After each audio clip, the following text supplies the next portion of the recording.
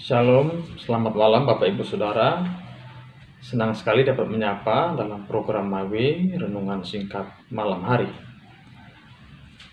Kali ini saya akan membacakan satu bagian firman Tuhan, Kisah Rasul pasal 16 ayat 25.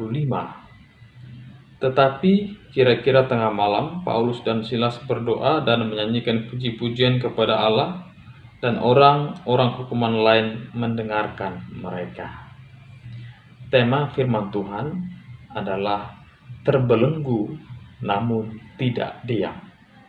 Bapak Ibu Saudara, ada begitu banyak orang yang ketika keadaan menghimpit kehidupannya, ketika masalah datang menerpa hidupnya, dia tidak berdaya.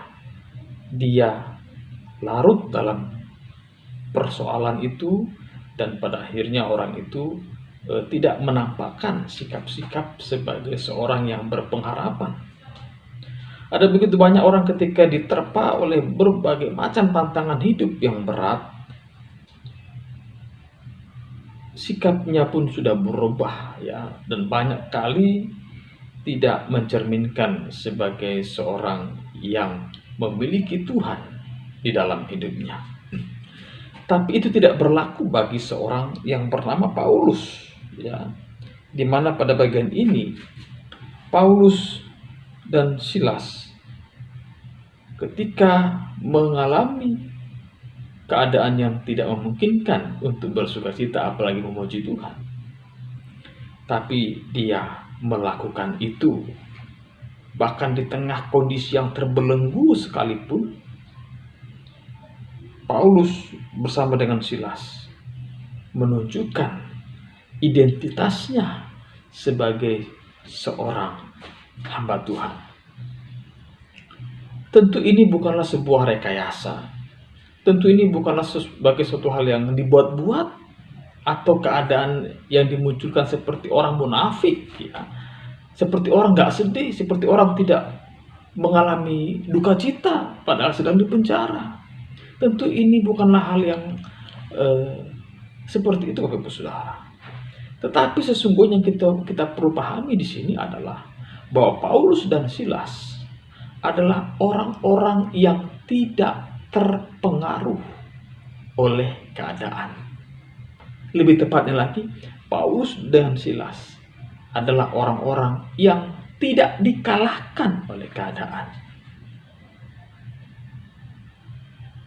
Keadaan boleh membelenggu, keadaan boleh mengurung dia sehingga dia tidak bisa bebas untuk menginjili. Keadaan boleh membuat dia tidak bisa berkutik, tidak bisa bergerak. Tetapi mulutnya masih bisa dipergunakan untuk memuliakan Tuhan, Bapak Ibu Saudara. Kita melihat hal ini sungguh luar biasa, bahwa ketika terbelenggu, tangan terbelenggu, kaki terbelenggu, tapi suara tidak terbelenggu, tapi karakter tidak terbelenggu, tapi identitas sebagai seorang anak Tuhan tidak terbelenggu sama sekali.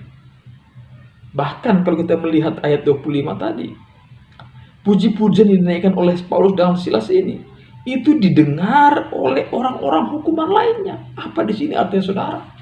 Memang tidak dicatat bahwa orang yang mendengarkan pujian itu lalu bertobat dan lain sebagainya. Tidak.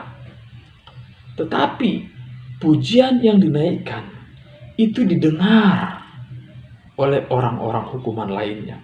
Bahkan kalau kita melihat ayat 26, ada gempa bumi yang terjadi yang begitu hebat, yang membuat penjara goyah, banyak tawanan itu kabur semua. Tapi kalau kita membaca seterusnya, Paulus dan Silas sama sekali tidak kabur. Sebenarnya dia bisa kabur dengan kesempatan yang ada, tapi dia tidak lakukan itu. Karena apa?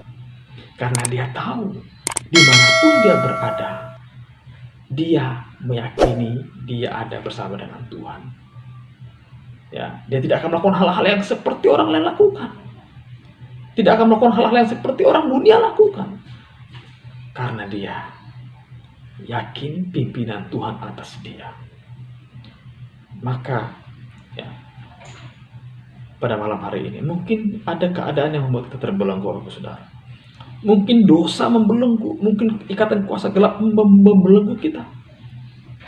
Ataupun mungkin ada masalah-masalah keluarga, masalah ekonomi membelenggu kehidupan kita sebagai orang percaya. Ingat satu hal, sesungguhnya orang percaya itu tidak bisa dibelenggu. Karena apa? Karena dia ada di dalam rencana Tuhan. Dia ada dalam genggaman Tuhan. Dan itu tidak perlu membuat kita menjadi gusar, menjadi khawatir, menjadi takut. Karena apa? Karena kita dipimpin oleh Tuhan. Meskipun terbelenggu, tapi sesungguhnya kita tidak akan pernah bisa diam. Karena apa? Identitas kita adalah anak Tuhan yang selalu percaya, berharap hanya kepada Allah. Dan kita tidak akan pernah dikalahkan oleh keadaan yang seperti apapun. Kiranya Tuhan Yesus memberkati kita dalam istirahat malam hari ini. Tuhan Yesus memberkati.